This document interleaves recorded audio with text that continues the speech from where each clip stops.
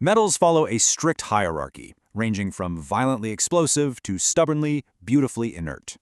This reactivity series, perfectly ordered from potassium down to gold, dictates how every single element interacts with its universe.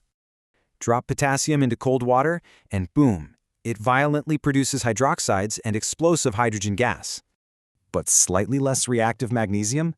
It's way more stubborn, requiring the blistering heat of steam to even react. Why? Well, it's a microscopic battle. Reactivity is simply a metal's eagerness to lose electrons and become positive ions. Aluminum sits high on this list, but wears a tough, invisible oxide armor, making it seem completely unreactive. This exact same electron-losing tendency also powers a slow, relentless, and incredibly destructive force.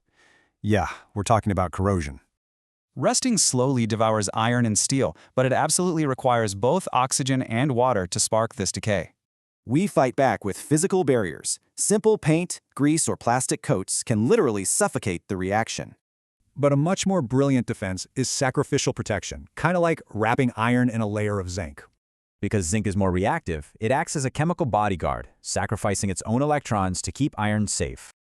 This exact reactivity scale also dictates how incredibly hard it is to rip a metal from its earthbound ore. To extract iron from hematite, we literally force complex, fiery redox reactions inside a massive, towering blast furnace. First, burning coke creates intense heat and carbon dioxide, which is then magically transformed into carbon monoxide gas.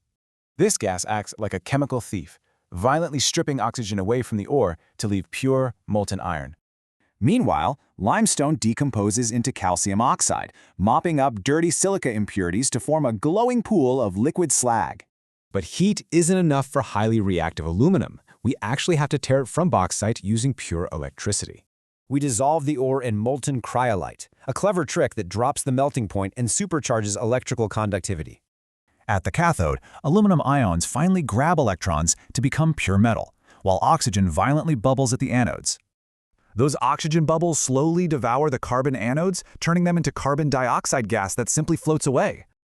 Reactivity dictates a metal's entire earthly existence. So what unseen chemical battles are raging in the metals around you?